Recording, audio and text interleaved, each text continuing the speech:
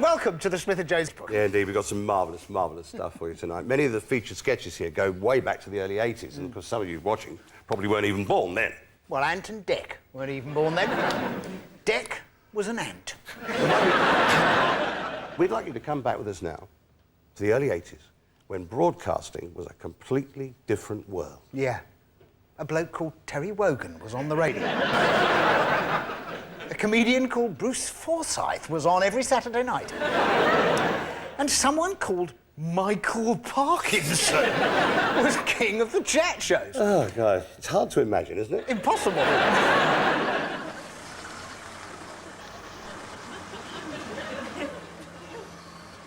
When you're ready, Mr. Jones.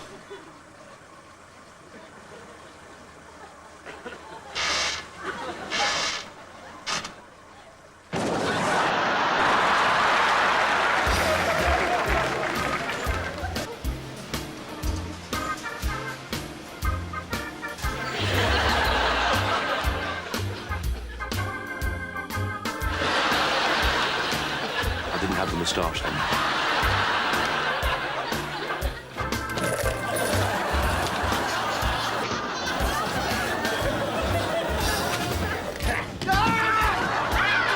Show us a sign, Lord.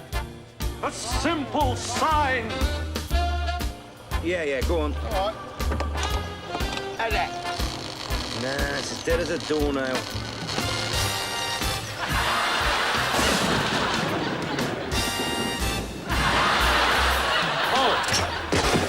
Okay, boom. This is going to hurt me far more than it's going to hurt you.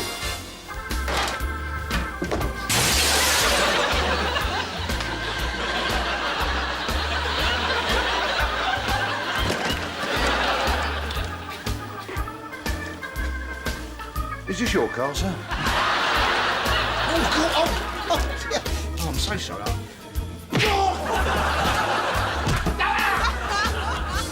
Oh, dear, oh, dear. Same again. Yes, please. Oh. See? It's a hat.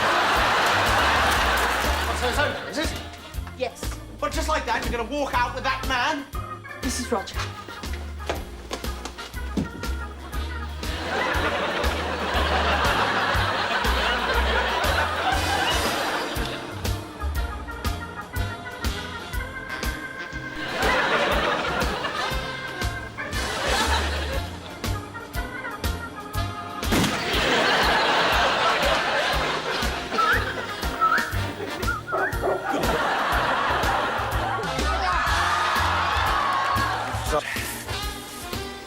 It's pretty nasty. Sandwich, please, Constable.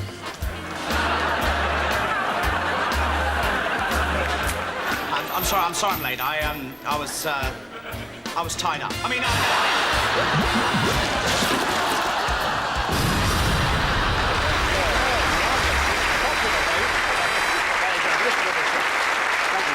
Yes, well done. Listen here, laughing away at none being shot. It's terrible, isn't it? Now, in truth, we made our first series in, I think it was 1983. It was 1984, in fact, the year when George Orwell said that Big Brother would be ruling Britain. That's right. He was only wrong by about 20 years, wasn't he? Yes, modern television has completely changed. Because, to be honest, the worst thing, I think, nowadays is the repeats. It's shocking, yes. Not just repeats, but the cynical way they try to get them past you, you know, another chance to see. Yeah, and all that classic stuff. television, you know, as we make a welcome revisit yes, to. yes. You know. Repackaging, Yeah, it, repackaging. you know, yeah, comedy like connection. Like the two Ronnie's sketchbooks. Yes, all that, yes. Let's see some more stuff, shall we? Yeah. Mr. Jeffrey, I'll give you the tell by the window today, if that's all right. Okay by you, George? That's fine, I love it, yeah. Very good. Did you have a look at the portfolio? I did. I had a look at the portfolio, and, well, I'm obviously very interested. It's going to be a very, very interesting new departure for us, I think. So, do you think we're going to find the money? Any trouble? I don't think that the finance is any problem in itself. Yeah. But I'm just a little Would you like bit... to see the menu, sir? No, I think Chef knows our order, Henry. Sorry, sir. Wineless, sir? Yes. Really? And an area, really, that is actually riskier than some of the things we've been involved in the past. The rest of the people.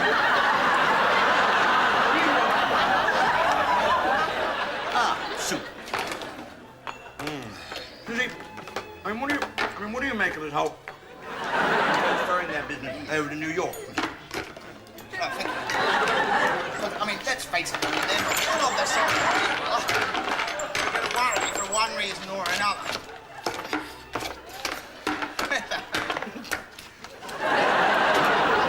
That looks lovely. Thank you. Yeah. If we can find some sort of interest ourselves.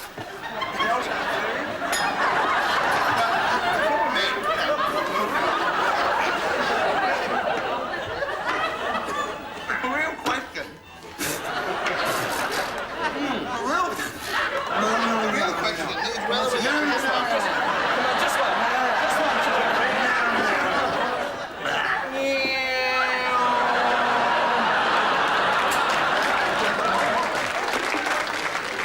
Do you have anything else, gentlemen? Just the bill, I think, Just the bill. Yeah. Right. What we should do, frankly, we'll take another lunch. And, if we can possibly get Richard Blake to come along, will I be interested from the accountant's point of view?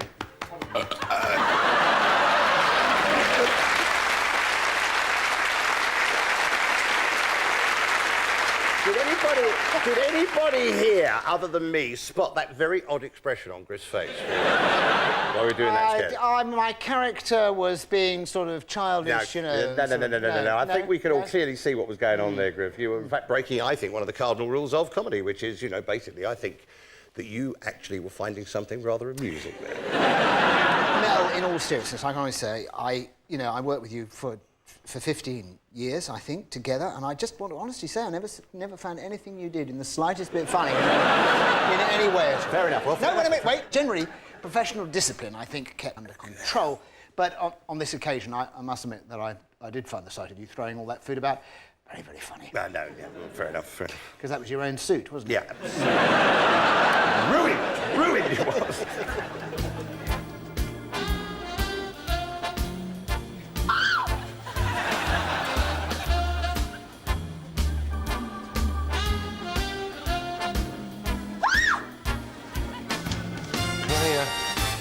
Can I help you, sir? Just looking, thank you.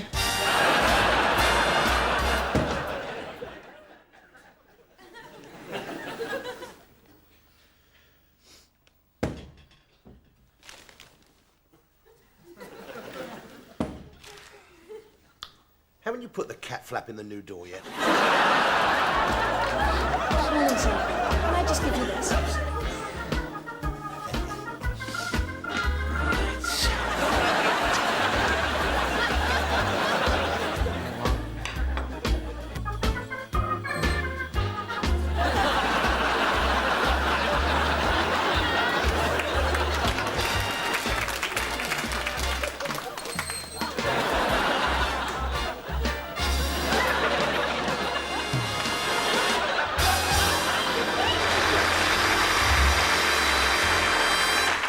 I thought that was a great performance there. Thank you very much. No, I wasn't thinking of you. I was thinking of the coffee pot.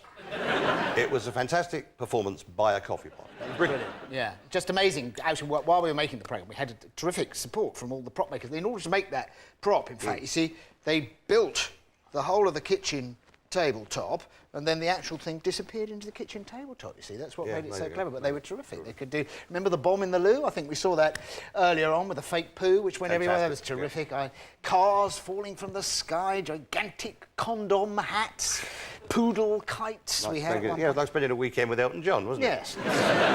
But in the end, I can't help noticing that there was one particular prop that probably did more service for the series than any other.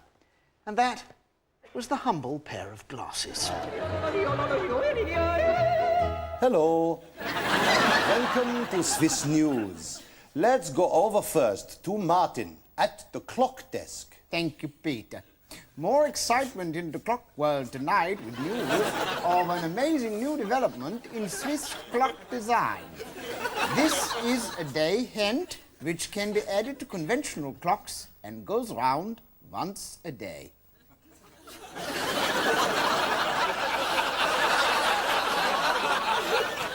Thank you, Martin. Unemployment news. A spokesman for the opposition party today called the latest unemployment figures disgraceful. when it was revealed that there are now 15 people out of work in this country.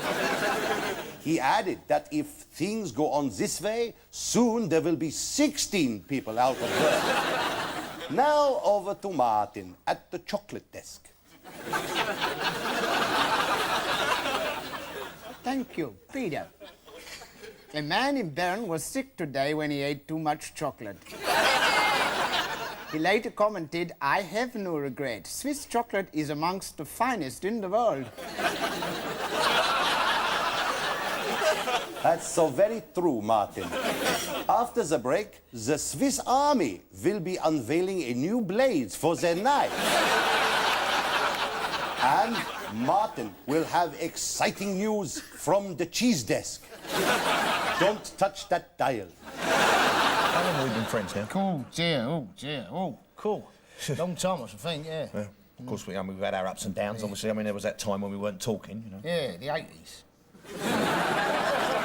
But the point about you is, you see, if you thought there was something I ought to know, you'd tell me, wouldn't you? Oh. Even if it hurt. Undoubtedly, especially if it hurt. In fact, I'll probably be there telling you about it. When I started going out with Dolores, right, you were the only one. You were the only one who said that this is not right.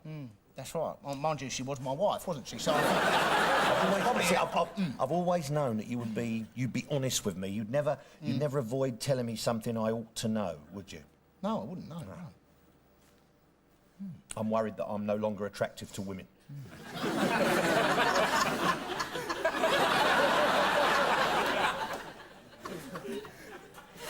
Does your Gary's roof still need doing? Obviously, I can't afford a lot of the luxuries that people take for granted. Nice house, car, nice clothes, food. But then, I didn't become a teacher for the money anyway.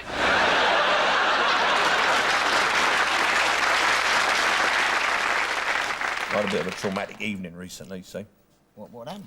Well, I went down Scamps, you know, the nightclub. I was down there. I had me flared white jeans on, you know, and the old pink shirt open to the waist. I was smoking me curly pipe. I looked great. Okay, yeah. Anyway, it wasn't long before I was chatting up, you know, young bird there, you know, my usual patter. Yeah. Well, how much? I was talking about art, music, music, and Christa Berg and stuff like that. And then suddenly she turns around to me and she says, "Piss off, Grandad." Fancy that, eh? Yeah, it's terrible, isn't it? Fancy meeting your granddaughter down Scamps. No, she wasn't really my granddaughter. No, she was being deliberately offensive, is what she was being. How do you mean? What she was saying was that I was too old to be there. Old. I mean, I was furious. I was furious. Yeah. I smashed down my sherry and I walked straight out. I mean, can you see any grey hairs up there? I can honestly tell you, I can't see You would tell me, wouldn't you? You would tell me if I looked past it, wouldn't you? Have you tried bitumen in the cracks? Because that's quite good. You can put it into the cracks in the roof. Do you know, sometimes, there's a funny thing, I sometimes meet people who thought that we did those sitting at opposite ends of the studio. They actually thought it would be easier to do that way rather than, you know, sort of that close to each other. So I think it was something to do with the way that all through the show they used to take different shots and they bring them together as a sort of computer effect. It's just such a stupid idea. Yeah. Although I always thought that it would be easier if we did do it that way, strangely enough. Yes, I know you did, and you were wrong. Yes. No, I mean, especially when you were on that Atkins It was diet. a stupid idea. You could knock a horse over with your breath. That's a stupid idea that we should do it at opposite ends of the studio.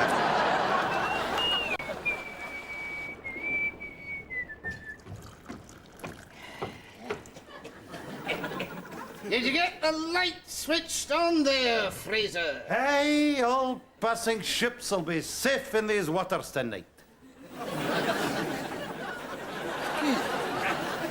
Aye, well, sit you down and I'll bring you your tea. Thank you, Dougal. Milk and 2 sugars, if you please. Aye, I know. Sorry, I was just saying, you know. Aye, well, I've worked with you in this lighthouse for, 12 years now. I think I can remember how you take your tea. Hey, oh, sorry, Dougal. Hey, by God. I'm looking forward to this, mind.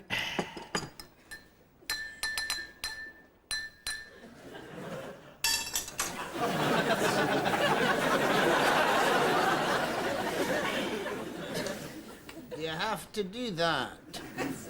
Do what? Do you have to bang your spoon like that? I hadn't noticed. Why can you not put it in the saucer? Or leave it on the table?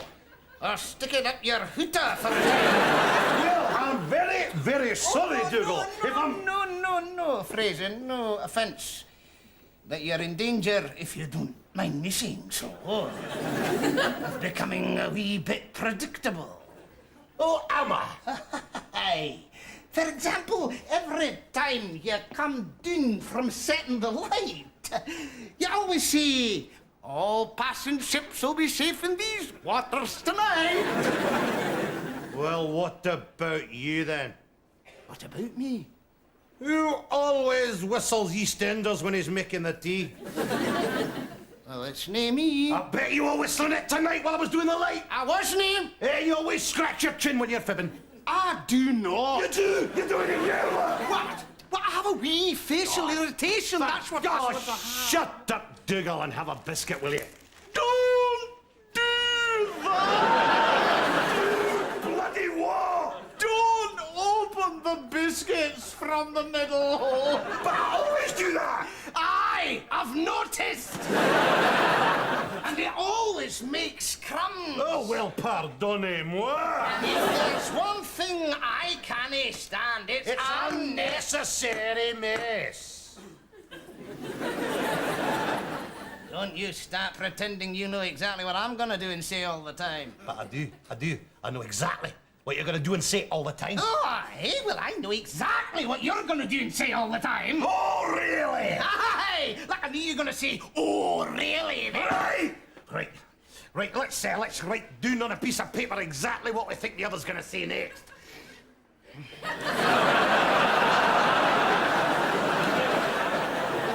See, I knew you were gonna suggest that. Right.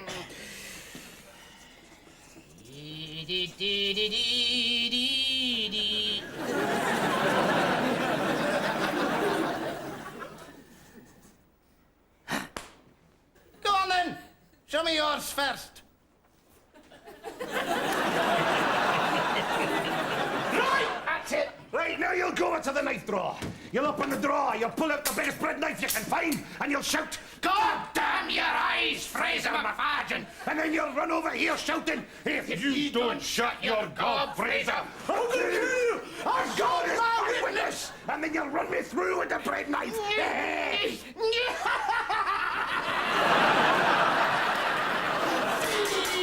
You don't know everything. Neither do you! I do. No, you don't. I do. You bastard!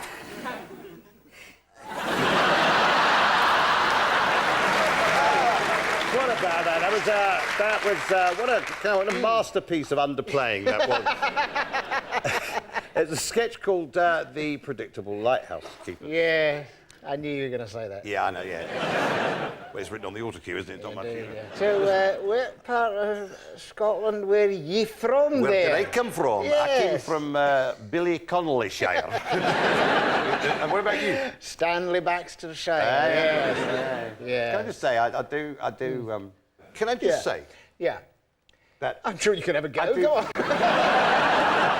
what's really confusing is looking at you over 15 years, because you get fatter, then thinner, then greyer. And at some point, you have your hair cut like my Uncle Ted. You look about 90. Thank you, but what I do find funny, Mel, actually, watching this, is bizarrely, Mel Smith doesn't appear to age at all. He doesn't change his appearance in a way. He must have a picture stuck in the attic somewhere, the picture of Dorian Smith. You never seem to get any older. I'll take that as a compliment. Well, you're just as decrepit and wasted now as you were when you started. That is born of a woman hath but a short time to live.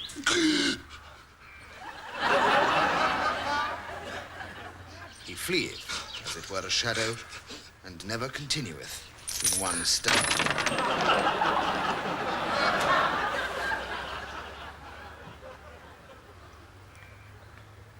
Forasmuch as it hath pleased Almighty God, his great mercy, taken to himself the soul of this child. Earth to earth. Car keys.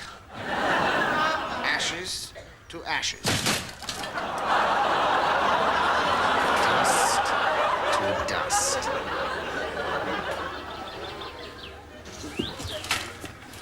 In sure and certain resurrection to eternal life through our Lord Jesus Christ, shall change the body of our low state, that it may be like unto his glorious body, according to the mighty working, whereby he is able to subdue all things to himself. They shall hunger no more, neither thirst any more, neither shall the sun light on them, nor any heat. And God shall wipe away all tears from their eyes. Now unto the King, eternal, immortal, invisible.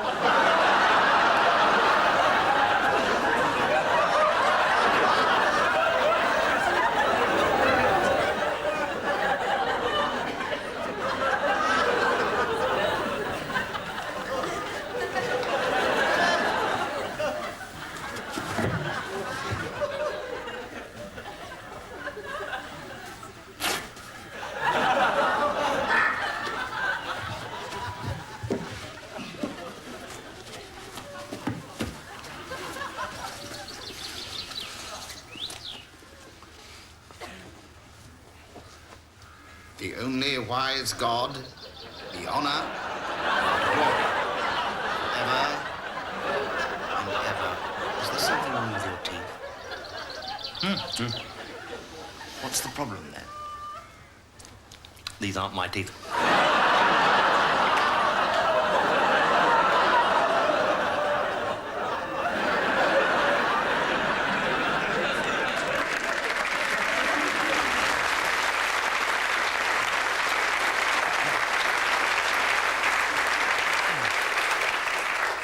Well, a lot of writers cut their teeth on Smith and Jones. That sketch was co-written by Paul Martin.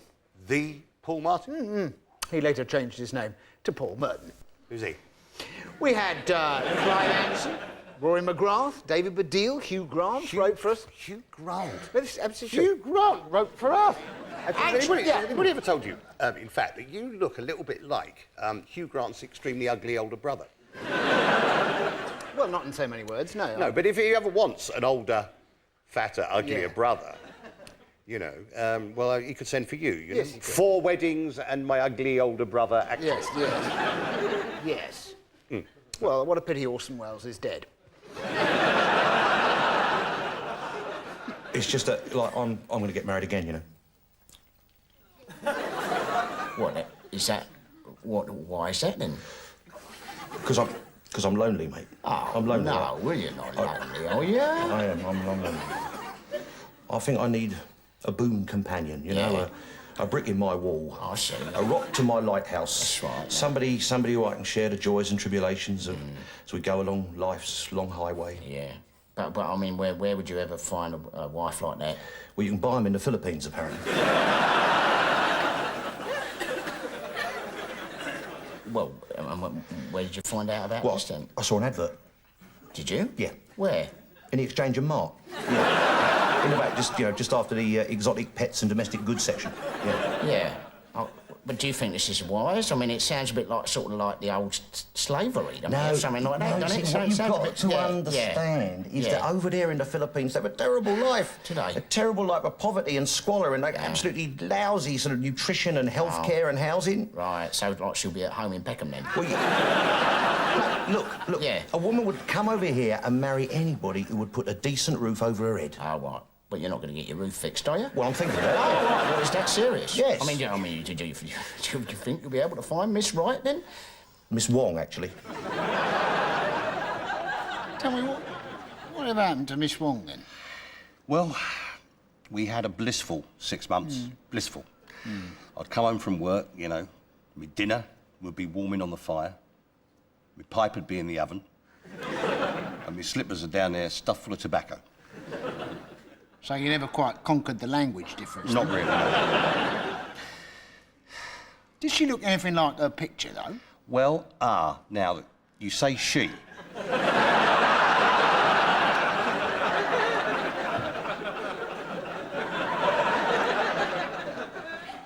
Yes, I do. I do say she. Well, she turned out to be one of those lady boys. That's quite lucky. Hey. Those little beetles, they're quite lucky, aren't they? No, lady birds. A lady boy, one of the boys who dresses up in dresses and puts on makeup. It behaves like a woman, you know. Oh, right. Did it not work out then? Well, we tried to make a go of it, Right. but, you know, it just wasn't for me, you know. No. I just couldn't... It didn't fit? No, I mean, it didn't. it didn't gel. I mean, you know, well, I mean, it didn't really work out for you. We didn't see eye to eye. No, I no. understand, yeah. So eventually she went back to where she came from. Where was that? The Philippines. Oh, yeah, right, yeah. yeah. But in our brief time together, well, she gave me a lot of happiness, you know. She did, yeah. she did. And I'd like to think that I gave her a little something too. Yeah, I expect she can get that treated in the Philippines, can't she?